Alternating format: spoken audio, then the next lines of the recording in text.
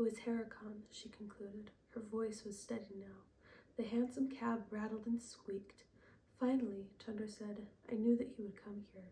I knew it and I dreaded it, but now the thing has happened, and I cannot think what to do. If you hide, he can find you. We cannot leave until Nicholas comes tomorrow. There is no safe place. I know. Tundra considered. Holly, remember this. The locket cannot be removed by force, but only by your consent. He has tried trickery and failed. Next he will try blackmail. You must not let him succeed. Promise me. Holly's eyes were wide and frightened in the gloom. No, she said. I'm not going to promise that. Holly, Tundra sounded tired. You must. No, I'm not going to let him. She couldn't bring herself to say the word. Hurt you, if I have the power to stop him.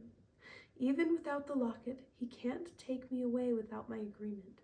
Remember, I'm not without power. I have to choose him, and I won't.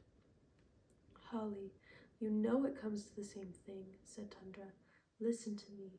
If you lose this battle because of me, it will kill me. I've been your guardian for 16 years. Please, I beg you, don't become mine. I beg you. I'm not promising anything, said Holly, her mouth trembling. Click. The little door in the roof of the carriage opened. That's 4 times around the block, miss, said a beery voice. Don't you want to go somewheres? Tundra listened with surprise as Holly gave the address of the toy shop.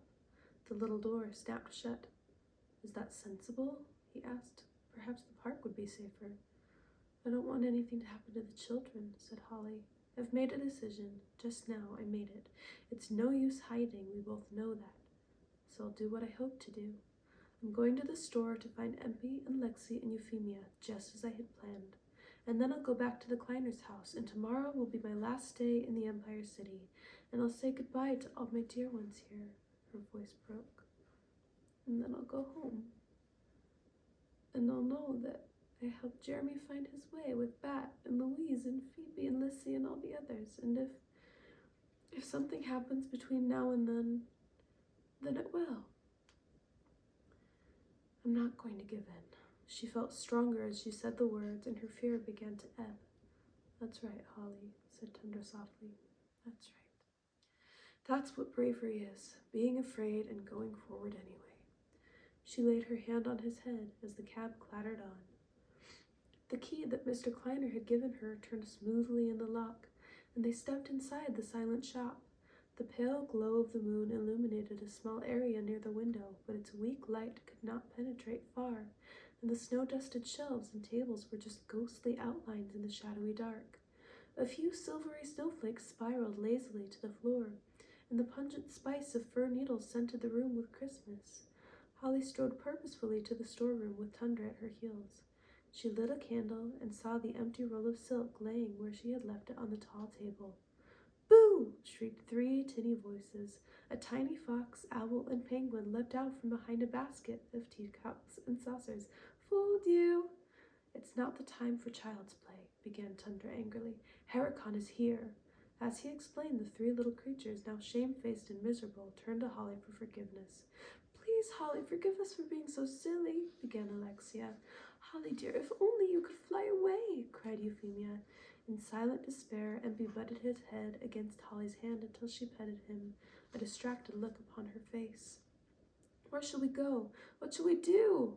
Alexia was wailing when suddenly Holly interrupted her as though she had heard nothing. I'm going upstairs, she announced. What? Croaked everyone but Tundra. Upstairs. I'll be back. She slipped off the stool. But he's up there, hissed Lexi. I know, said Holly, her face unreadable. Go, said Tundra. Go on, we'll wait. The silk of her dress rustled over the carpet as she ascended the darkened stairs. She was guided only by the ticking of the clock above her, which grew louder as she climbed. At the top of the gallery, she laid her hand upon the balcony and edged her way toward the velvet curtains she knew lay somewhere in the shadows. When the tips of her fingers brushed against the yielding softness, she moved forward. This time she felt protected inside the thick waves of velvet, and for a childish moment she wanted to hide there forever. She pushed aside the soft folds and found herself standing in the wood-paneled hallway. Lighted candles stood on a small table nearby, and they shed a glowing light along the passage. As before, the dark doors that lined the hall were closed.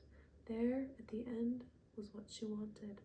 She moved forward cautiously, trying to hush the whisper of her skirts, until she stood again before the massive timepiece. It was mysterious and haunting. Its lovingly carved hands halted it 10 minutes before 4. And there was something else, something that Holly had not seen before. Down below the clock's face was a carved wooden scroll, unfurled, and written upon it in capital letters were the words, "Love conquers time." Holly touched the gleaming wood, tracing the carvings with her fingers. It was like a portal to another world, a magical door that led to an unknown land, a beautiful place. It was the world Mr. Carroll lived in. She wanted more than anything to enter the room beyond, for it seemed to hold the missing piece of her heart. She rested her head on the shining wood. Then, with gold and silk spread around her like a pool of water, she raised her head. There was no knob, but of course there wouldn't be. Slowly, her slender white hand crept across the smooth wood, searching for a tiny, secret latch hidden within a scroll or festoon.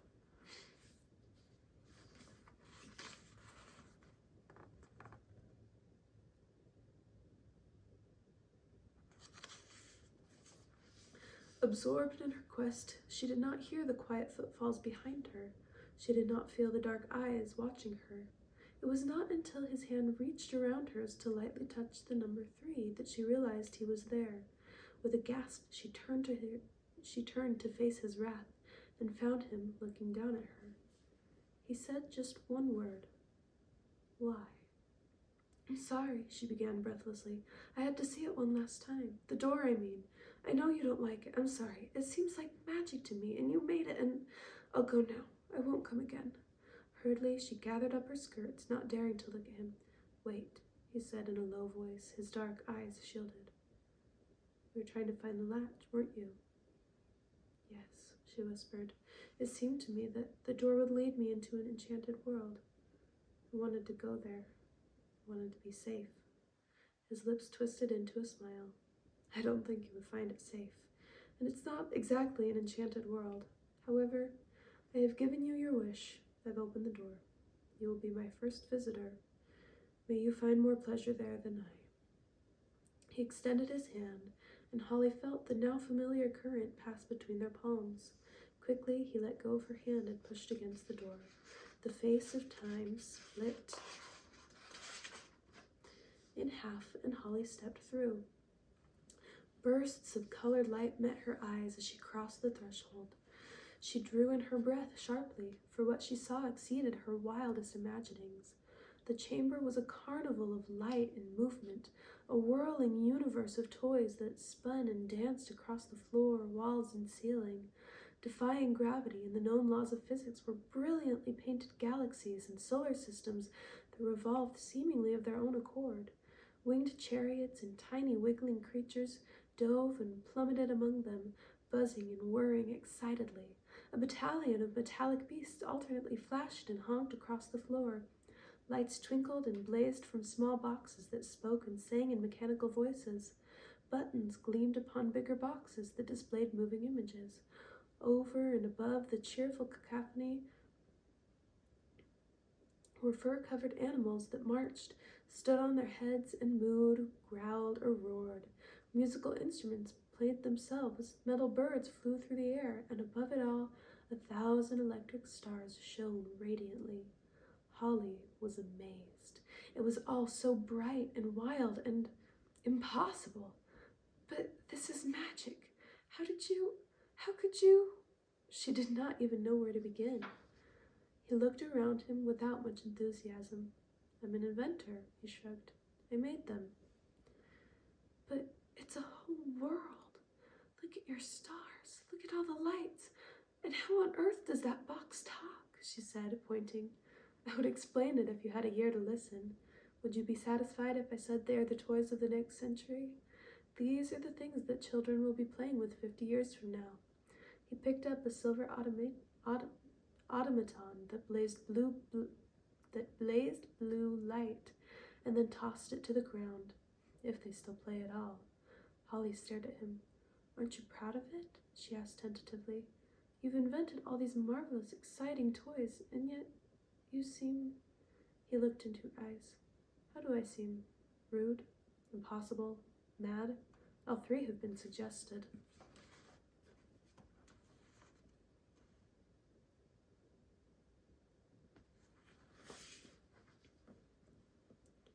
The weight of his gaze was almost unbearable, but Holly returned it as steadily as she could.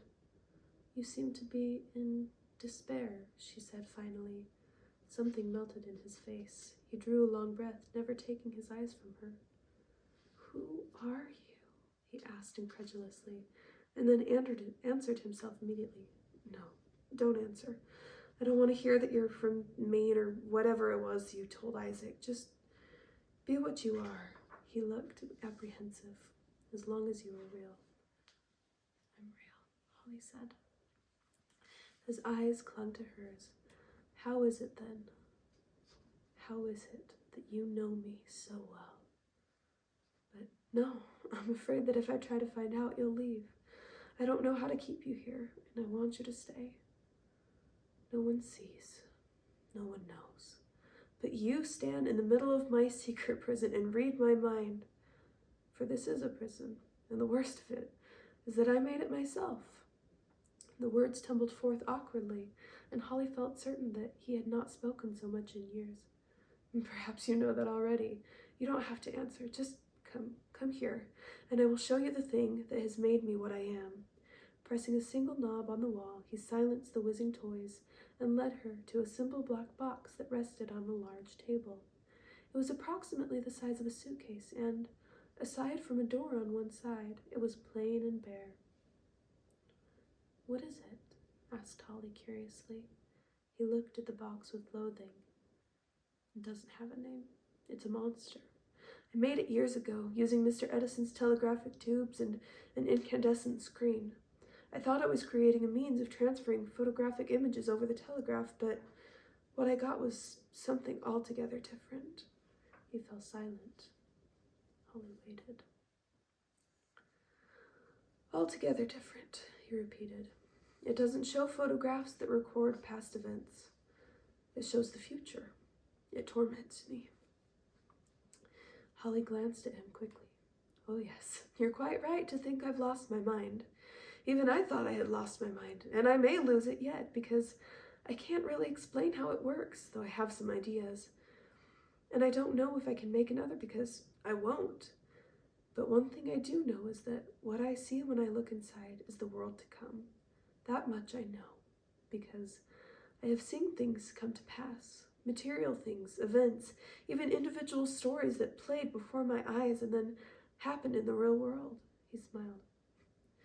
Isn't it funny? I still call this world the real one. Holly leaned toward the box, thinking of her telescope. Do you control it? I mean, can you make it show you a certain date or place? He almost laughed. What an extraordinary person you are. You don't question my sanity at all. You simply ask, quite intelligently, whether I can direct it. His face grew serious again. But no, I cannot. I don't know what year I'm looking at. Sometimes, from the dress or the look of the people, I seem to be near our own time. Sometimes it is altogether different than today. He shivered slightly. It gets worse and worse. What do you mean? That's the torture, don't you see? What's going to happen is the abyss. I see people stumbling about mindlessly, their faces petrified in horror, both hopeless and terrified. I see the world without love or charity, people striving only to force one another into submission. He paused, unable to meet her eyes. The children, Miss Claus. The children are destroyed. They learn violence and teach it. There is no hope or joy or play or laughter. They are stupefied with medicines or brutalized by harshness. The world that we know is gone. The dreams are gone. And I can only watch. Let me see it, said Holly. Miss Claus, I don't think you could bear it. Her eyes darkened. It's amazing what you can bear, she said. Let me me see." He looked at her gravely and then opened the door of the box and drew up a chair. Holly sat. Inside the dark cube was a sheet of glass, and upon this sheet a series of moving pictures jerked along. As she became accustomed to the darkness, Holly made out a shadowy street thronged with people and lined with buildings whose tops scraped the sky and blocked out the sunlight. The pedestrians stumbled along with uniform movements, their shoulders hunched. They slung themselves forward, each foot placed on the spot that the foot ahead had vacated. They watched the ground, except for some of the children who looked fearfully to the dripping white sky. A boy darted ahead to pull something from the sludge at the end of the street. As he knelt, one of the bypassers kicked at him. He fell and lay where he had fallen. Figures trudged by him. "You see their faces? Blank and empty, like doll faces." "That's why you hate dolls," Holly murmured. "I used to like them, but now they remind me of this." Holly turned back to the black box. "In a way," she thought, "it's like a dark version of my telescope at home. It shows only the vicious things, the evil things, instead of the good things that I witnessed. It has broken his heart. He cannot bear to think that it will all come to this. But will it?" Something in her resisted the pictures she saw. She thought of her telescopic vision of the Empire City, how beautiful it had looked. The people smiled and the city gleamed with benevolence and prosperity. But the truth was otherwise. She remembered the children in the park, half frozen and hungry, Jeremy's tears in the carriage, and the pink-faced young man who had nearly whipped Pat. Those were truths her spyglass had never told. She glanced at the screen again, and she thought, this is not the truth, or at least not the whole truth. Like an echo, she heard Sophia's wise voice in her ears. "There is not one certain future, that much I know.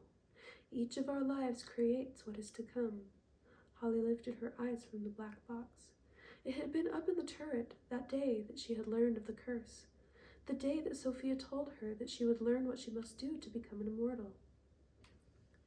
"Every time you make a choice, you make of the future," she had said. Holly looked up at Mr. Carroll, with shining eyes. No, what?" he asked. "This isn't the future. At least, it isn't the only future, because there isn't only one. A great and powerful woman once told me that the future doesn't move in one single direction. Instead, it's a maze, a puzzle that changes and grows each time one of the players chooses one path over another. Don't you see? This thing," she waved at the box, "shows you what might happen. But it's a warning. It's meant to teach you how to live so that this will not be the future. You see," she looked searchingly at him, "you were able to make this machine because you have the power to make the future different. Every time you make a choice, you make the future." He looked skeptical. "How do you know you're right?" She thought, and then said slowly, "I don't know I'm right. We can't ever know, but why would the elders give us souls if we had no power to use them? Listen, I grew up far away among people who had done good in the world.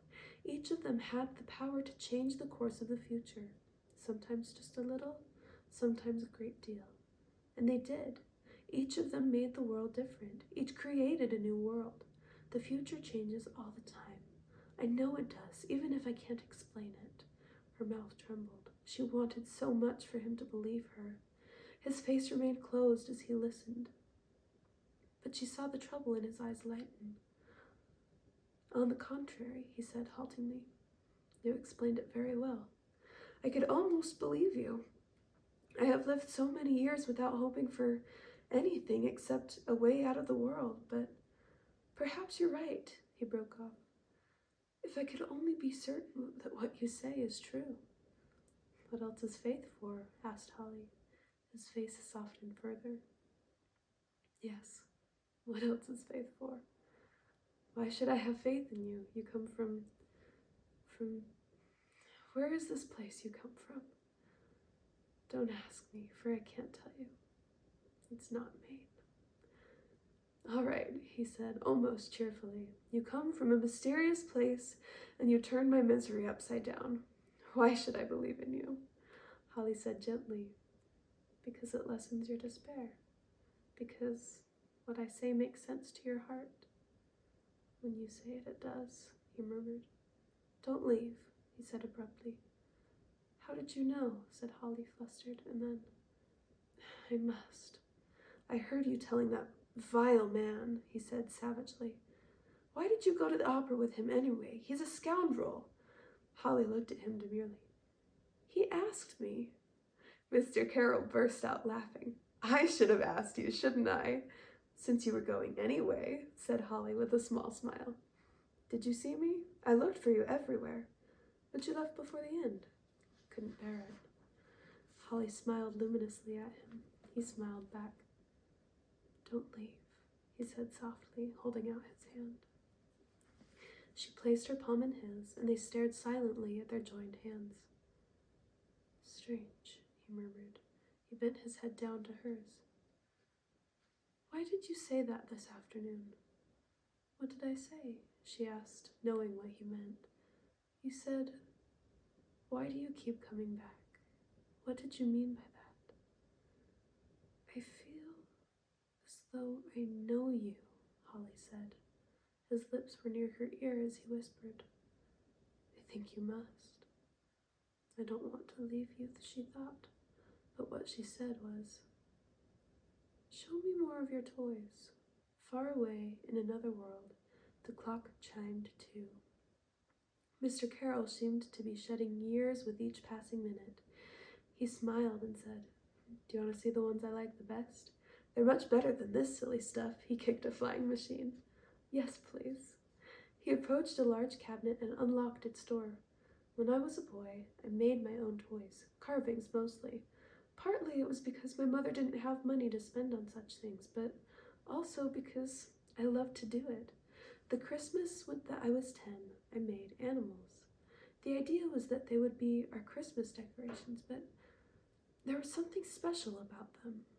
That was the Christmas after my father died, and he stopped and turned to look at Holly. I don't know why I'm telling you this. Here they are. Tenderly, he placed 4 small wooden figures into her hands. A wolf, a fox, an owl, and a penguin. Look, that one is rather like yours, that beast you call a dog. Holly stared in disbelief. It was Tundra, down to his tail. Lexi with her sharply pointed face, Euphemia looking as though she had lost something, and Empy, his eyes wide and adoring.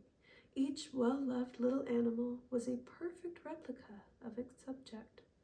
Holly held her breath. There was another wolf, Carol was saying, but I lost her one day, not too long after I made her. He frowned. What's your name? Asked Holly urgently. Pardon me? Your name, your given name. Christopher. Christopher Winter Carroll. Why? He smiled indulgently in her stunned face. How old are you? You're full of impertinent questions, miss. 28, almost 29. Holly's voice dropped to almost a whisper. Was there anything else about that Christmas? The year you were 10? Did you write a letter to Santa Claus? An odd look came over Mr. Carroll's face. Yes, my first. I didn't know how to do it, and in any case, I didn't want anything. So I asked Santa Claus what he wished for Christmas. His laugh was slightly forced. He wrote me back, too, I remember. He did? Holly said breathlessly.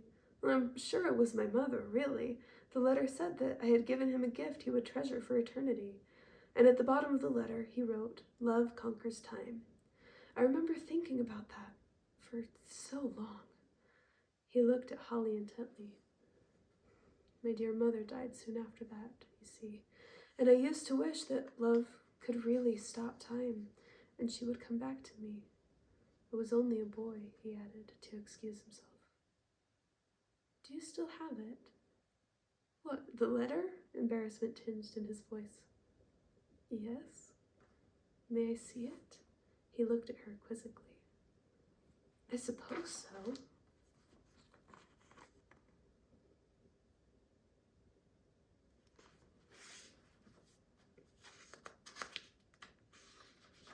He reached into a small compartment within the cabinet and pulled forth a gold watch and a faded letter. Time collapsed. The handwriting on the worn envelope was her father's. Holly could hear Nicholas's rich voice unfurling the tale.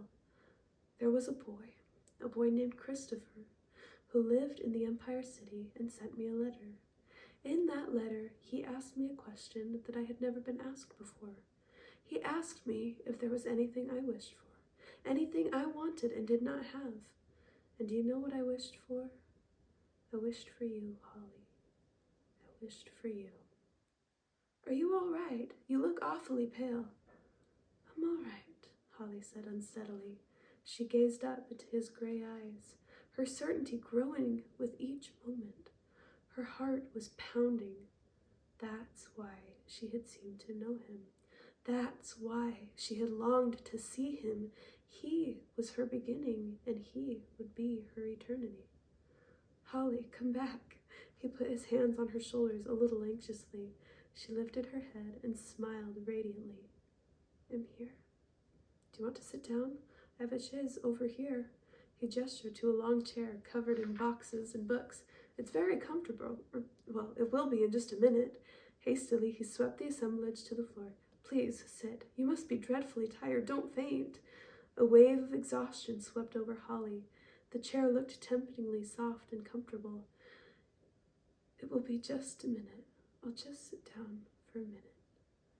Thank you. I'll rest for a moment and then go. With a sigh, she settled into the cool silk arms of the sofa. Would you mind terribly opening a window? She asked. Fresh air? Good idea. He strode to the window and opened it, and a blast of icy wind entered. Was that better? There was no answer. He turned to find his guest asleep. Quietly, he drew a chair to the center of the carpet and sat in it, watching Holly sleep. Chapter 22.